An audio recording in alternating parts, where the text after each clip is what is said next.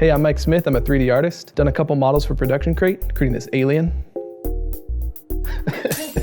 And the shark model. And I actually took this shark model and I chopped it up and I kit bashed together King Shark. Are we not supposed to say the name, by the way? No, that's When Chris came to me and asked me to sculpt this guy, I was pretty excited when I saw the character design because honestly, most of the characters I created are just these buff barbarian dudes. It was really cool to kind of create this different body type. I like that he looks really tough, but he's also kind of a puppy. I don't know anything about the character, but he was kind of this adorable look. So it was pretty fun to try to capture kind of both ends of the character. What I did was I took the shark, cut off his head, and you can kind of just kit bash things together using Dynamesh. Just put shapes together, multiple creatures together, and with Dynamesh, it just makes it one unified mesh. So you can just kind of grab it and pull it out like clay. Don't have to worry about edge flow or anything technical like that. So I went through and I kind of developed the anatomy a little bit. What I used for references was mostly just shots from the trailer, and the main shot I used was the one of him chewing on the skull.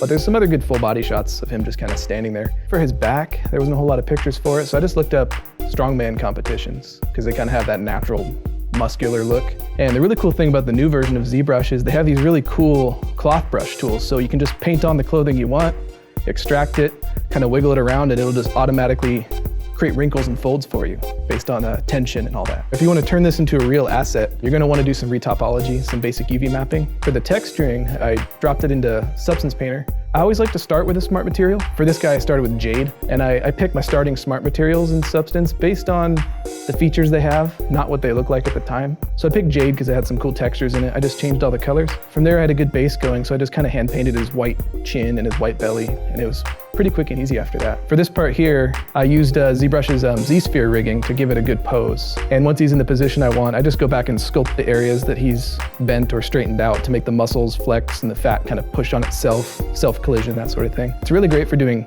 still renders, figurines for printing. Overall, this model took about 3.5 hours. It was sped up a lot because I was able to start with that shark asset. So it took about an hour to sculpt the character from start to finish, and then about 2 hours to texture, just because I was experimenting. So if you guys want to play around with this model, there'll be a link in the description for free.